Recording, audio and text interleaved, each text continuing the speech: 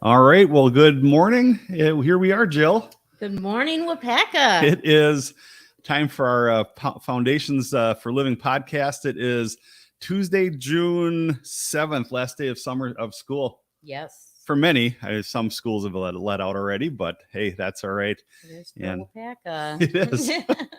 So if you stop in the center, you're going to see perhaps some of our kids running around here, and we'll probably put them to work. Absolutely. That's why they're here. I know I told James already. I said, if you're coming to, you're going to be in Wapaka, you're going to be off of school, you're going to be put to work.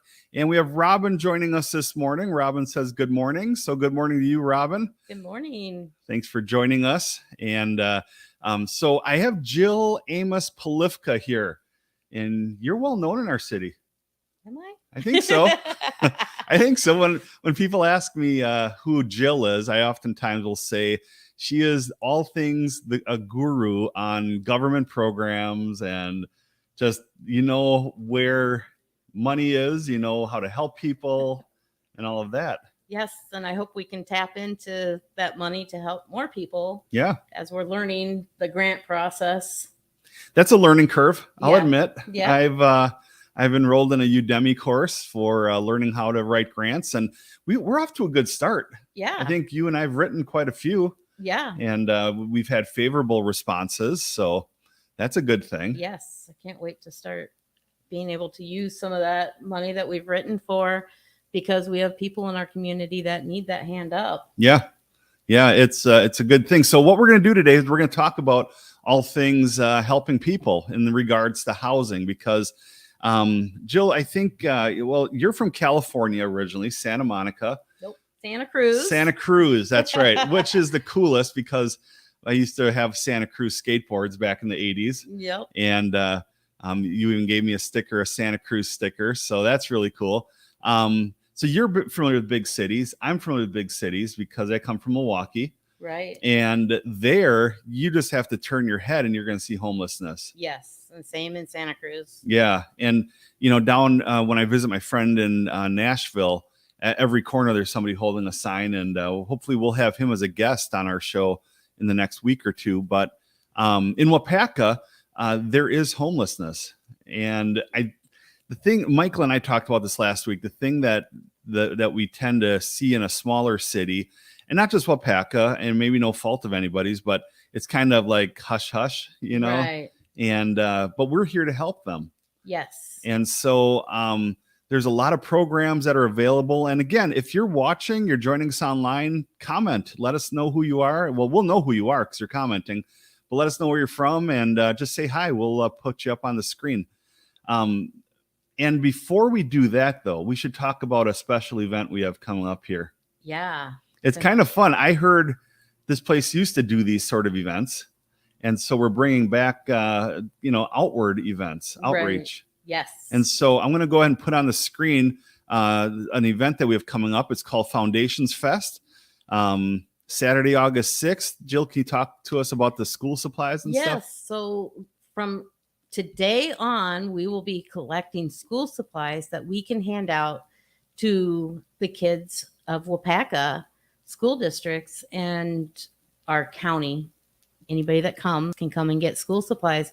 But we are asking the public for your help in providing those school supplies that we'll be collecting here. Yeah. And we're hoping to work with some of the churches to collect some of the school supplies. So yeah, that would be cool. If you're get the word out. If you're a part of a church, you're going to be seeing this graphic coming to the church email address. And so it's Saturday, August 6th from 11 till 4.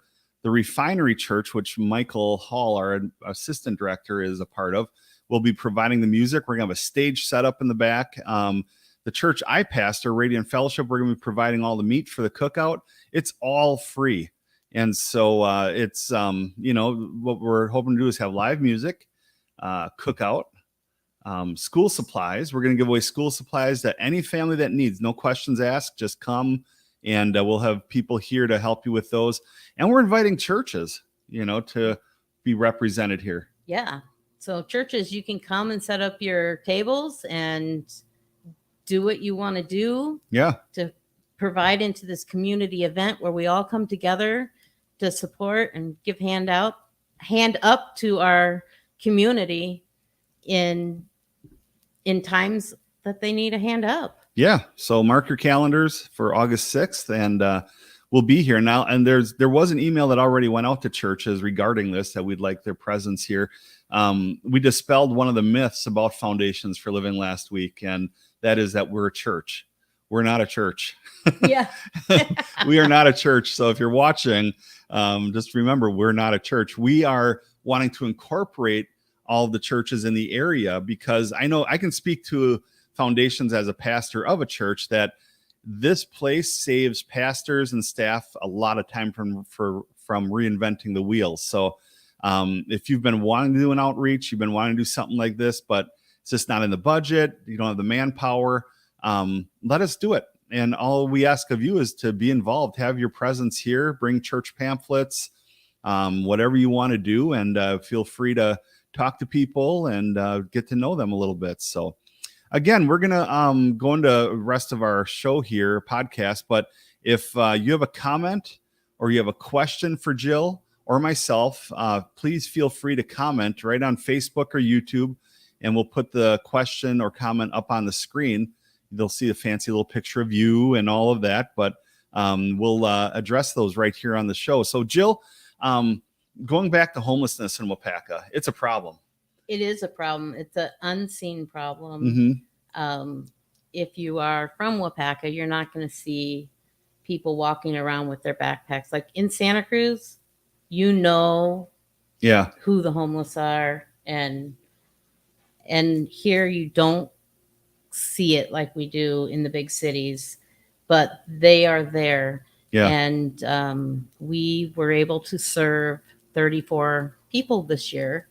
That's awesome. Just here in Waupaca. Just between November 1st and April 30th, which is our warming shelter season. Right. And I have had phone calls just 3 yesterday thinking our shelter was open. Yeah. So there's people that are looking for shelters, and shelters are full everywhere. I tell you, Waupaca took the jump in gas yesterday to $4.89. And I think it's high. Yeah. And, our $25 gift gas vouchers, Val and I were just talking today, that's only good for 5 gallons of gas. I know. Is that crazy? And I don't think it's far, Waupaca, get ready, because two big city people, that we're going to see start seeing people at the end of the highway ramp and everything holding signs saying help, Right. And again, we're here. This is why foundations exist, is to help these folks. So the homelessness happens. We have a warming shelter November 1st through April 30th. You can volunteer to help and be a part of that, whoever's watching. But the fact is, we have to close down at some point. And so we have to, on April 30th, and so we have to deal with these people to get them in homes and all of that. And so what do we do? How do we do that? And before you answer that question, Michael Hall, who is one office door over, asked the question, what is your favorite part of your job? My favorite part of the job is working with people and being able to build trust with them, to work through some of the trauma. Yeah. Because it all stems from pretty much childhood trauma of their consistency with homelessness and why they haven't been given those independent living skills, put it that way. Yeah, it's a rewarding job, and, like any nonprofit or any homeless warming shelter or whatever, you always get the warm squishies around Christmas and Thanksgiving, because that's when you can make the meal. That's when you can come and serve and feel good. But we're doing this 24/7, 365 days a year. Yep. And you're an intricate part of it. So if somebody comes into our place and they're homeless or in crisis mode, again, we talked last week, house burned down, lost a job, whatever. Yeah. What do you have in place that you can do? Because you're the case manager, you're the program director and case manager. So most of the people will talk to you. Yep. So we sit down. They come in and then make an appointment, and we'll sit down and go over. They'll fill out the form, and it will kind of give me an overview of what they're here for, what they're needing. And so we'll sit down and talk about different resources that we have and kind of narrow it down to the most need, the least need. And we'll start at the top. And housing is always going to be number one. So if they're homeless, we want to get them on the housing list right away. We work with Salvation Army out of Point, which has HUD funding. And I think we are now up to 5 programs that we can offer. Wow. Yeah, that is good. Yeah. And we do work with them. So I'm putting people on a list. And I think that's my most frustrating part of this is I don't know how fast that list is going to go. So to clear up a misconception, somebody walks in, they need help with food, clothing, a house. And through Salvation Army, we can give them a voucher for X amount of dollars. Yep. We don't just hand them cash. Never. They never get handed cash.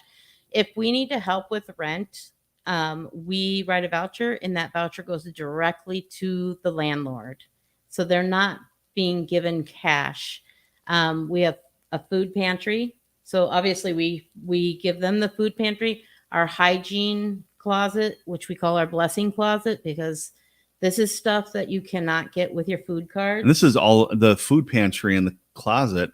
That's all donations. Yes. Yeah. That's all you guys. That is our community coming together to build a community of help.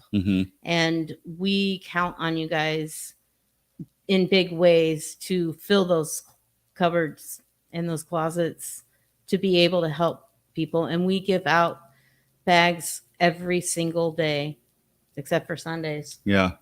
I mean, well, maybe Saturday and Sundays, but it's not a day that we aren't giving out a bag of hygiene or food to help somebody that is in crisis at the time. Yeah. So that is our first, I would say the hygiene and food is our first, our most needed everyday thing that we can help with. Yep. People come in for gas cards so much, and there's so many times we can't help somebody because we don't have enough gas cards. Right now we had to narrow it down to you have a doctor's appointment or you just got a new job and you need to get back and forth to work until you get your first paycheck. Yep. And like I said, these $25 is not It's not going very far. It's not going far, and it's really hard to say, okay, we've already helped you with this. Yeah. And so we need gas cards, guys. Yeah. Bring them in. We had a sweet older couple come in after Christmas, and they just stopped at Quick Trip and picked up gas cards and dropped them off. That was a gift to the center, and that's kind of neat too, because that doesn't affect our Salvation Army funds. That's just a gift right from Foundations for Living. Right. And the cool thing about that gas station, and there are some other gas stations too, that you can purchase those. Because, I mean, let's just be honest. If somebody is making it and well-to-do and everything, they can get either very sympathetic or they can get a little cynical too. Mm-hmm. Okay. Like if I give them a gas card, all they're going to do is spend it on cigarettes, Mm-hmm. I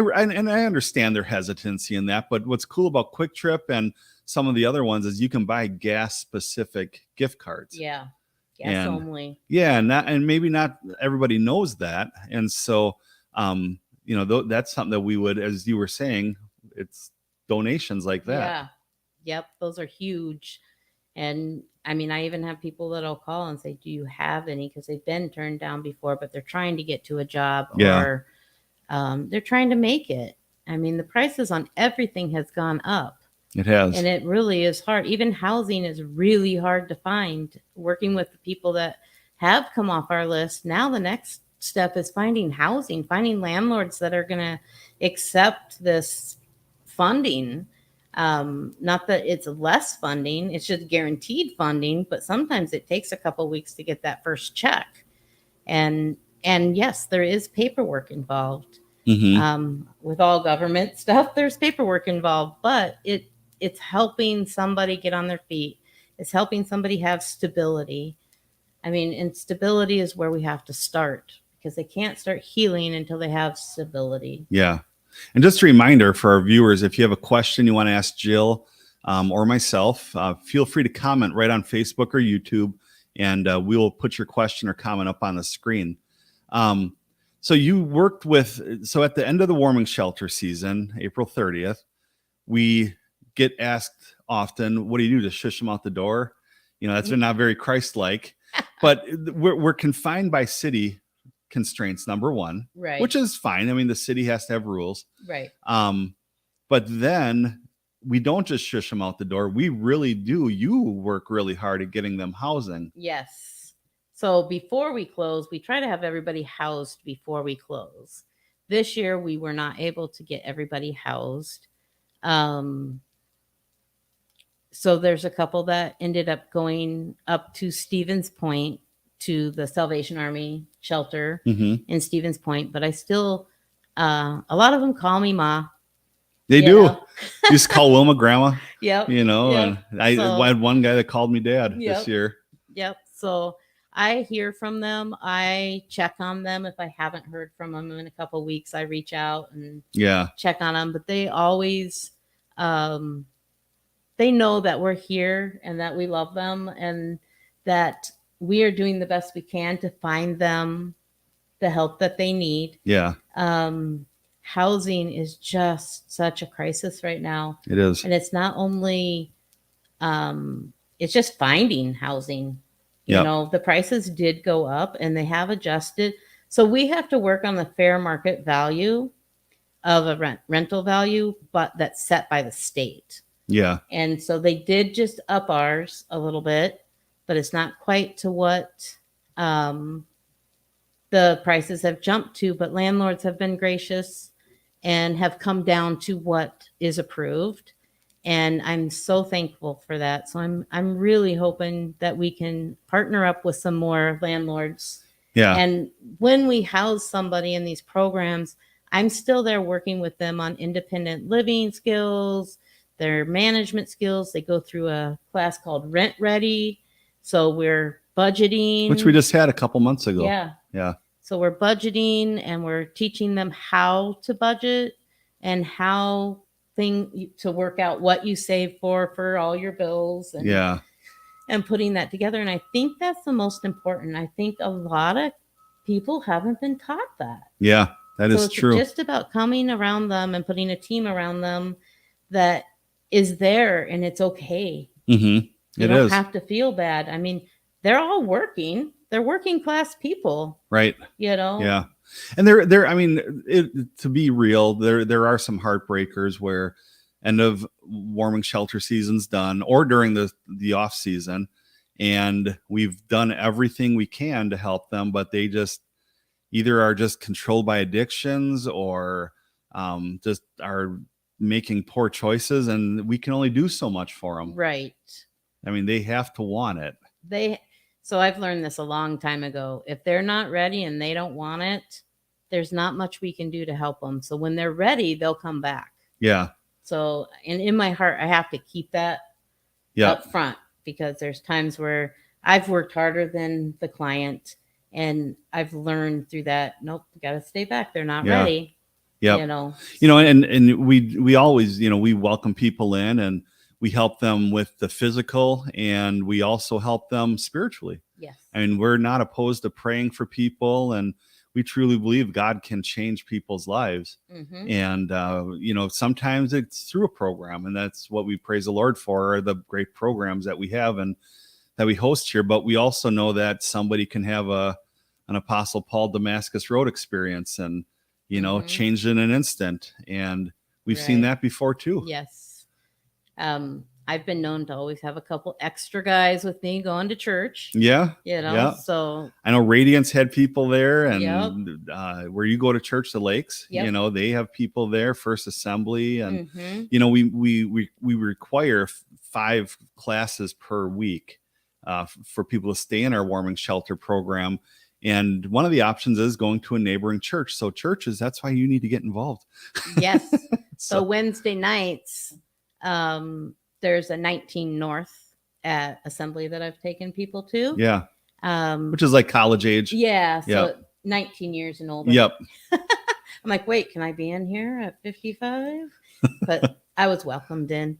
So I felt that was a really good fit. But if you guys have we're looking for programs that are going to welcome these people in that are, 19 North. Yeah, absolutely. And one of the things we don't do currently, we definitely have a big plan that God's placed in our heart, is families, and stuff. But again, all these churches have youth groups, kids programs and stuff. And, we've had a lot of moms and dads that have stayed in our warming shelter, either at the women at Radiant Fellowship or the guys here, and they still have kids. We can't house them due to the nature of who we house. Yeah. But, if we can turn them on to a youth group or a kids program, stuff like that, that's a place that they could all meet up on a Sunday. Yes. And I've seen it a lot. Yeah. I really have seen these guys bringing their families in and bringing them to church and understanding more about what it's about. Yeah. Yep. And understanding that feeling, that hole in their heart they didn't know what it was about, or understand it. Yeah. They're feeling something. Yep, that's true. And just backtracking a little bit. So we give out hygiene supplies, we give out food, we do vouchers, we do gas. But one of the other big points you do is groceries, but is the thrift store vouchers. That's probably written out. I'm not exaggerating when I say potentially every day. Oh, yeah. Yeah. Oh, yeah. Thrift store vouchers. So our thrift store started as a clothes closet. In 2014, I learned yesterday. Okay. In 2014. And I think, in 15 is when I got involved. Okay. With the thrift store. So I started out in thrift store, volunteering and sorting and doing all. And there's a lot of sorting. Everything to do with that. And, we were getting people that were donating. The donations were coming in, but we weren't getting the shoppers because people thought it was just to go out to other people. But the whole thrift store has evolved since COVID. I would say that it really made its turn around, but that supports our programs. It does. The thrift store is there, and anybody that comes in our doors and needs something, we will give them a thrift store voucher, and they are welcome to go back and get what they need. Yeah, that's a common question people ask, is when they donate, is it going to be given out?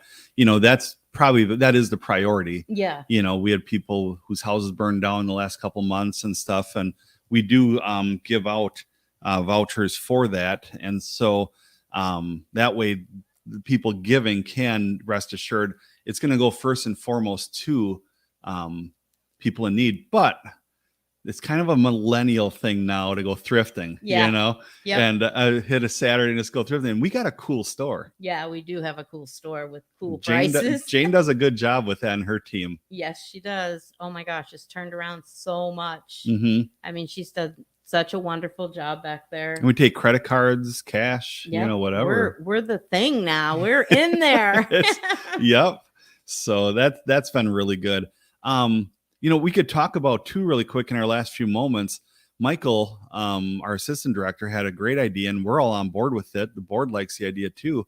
Is so we can't do warming shelter right now, but we're looking at opening up showers. Yes, because we have a shower facility here. Right.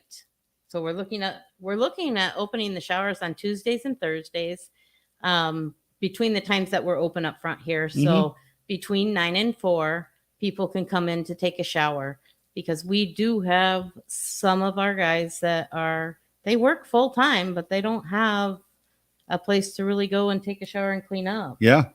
Yep. And so just by simply, and that's the case for churches and places like this, you don't have to put a lot of time and thought or resources into something that you already have. Right. Just open it up and be available. And, you and I've seen a couple guys that we've served that are still homeless, walking around town. I think that's going to be an invaluable resource for them. Yes, I do too. Because they're working a job. Yeah. And it's hot out now. Well, it will be, hopefully. Yeah. And, but it was. And a shower. Yeah. Summer was very nice last week. Yeah, it was. And, but, you're going to need a shower, Right. So. Exactly. And I think that we are going to outreach that. Yeah. Like this week. Yep. Yeah, we'll come up with the artwork. Visit our website, Facebook page. Robin says that store has come a long way, baby. Thanks, Jane. It sure has. It has. Well, Jill, thanks for joining us. Do you have anything else you want to add, or? Oh, I just wanted to. I don't know if I have time, but sure, I just wanted to. On my heart, I've been working with the Youth Advisory Board for housing, and I have been reading through some grants that have been written by different consortiums and parts of our state. And the one thing that keeps coming out in my heart, the one thing that keeps like revisiting is the host families. Yeah. So they have a host family program that we will have to develop like training and stuff. And it's not foster care, but it's helping kids that are coming out of foster care or youth that are homeless. So when you say coming out of foster care, you're talking 18 and older. 18 to 24. Okay. So the program is for 18 to 24. And I just love this idea of having host families, kind of like having an exchange student coming into your house. And not that you're there to parent them, you're there to rent them a room and be a support system, a mentor. And facilitate their growth into adulthood. Yeah. So they would have a team around them with this program. But I am really hoping to move forward with that by next year. Hopefully we can write a grant to open that program. I'm going to put some up on the screen if people that are going to watch us on the replay or whatever want to get a hold of you. Here's Jill's email address. Okay. And I'm sure they can question you, ask questions. They can call our office number as well. Or if you want to be on the planning committee, I think we're going to need a committee to put this together so we can make it successful. Yep. So email Jill at fflwapaka.org, or call. Here's the number on the screen so that people can ask you about it. And, this is a fantastic program for people that have kids or empty nesters, Right. It's a huge need because, empty nesters usually have that one bedroom that's vacant or six. Or six. Yeah. Depend if you're living on a chain, So, all right. Well, thanks, Jill, for joining us this morning. Yes. Thank you for having me. And thanks for watching this week's Firm Foundation podcast. This is available for replay on Facebook. It'll be on our YouTube channel. If you just want the audio version, go to fflwapaka.org. And you can listen to it there, and it'll in a couple more episodes it'll start showing up in all the places where you can listen to podcasts as well, including the Apple Store. All right, well, you take care. Have a great day. Have a great day, Wapaka.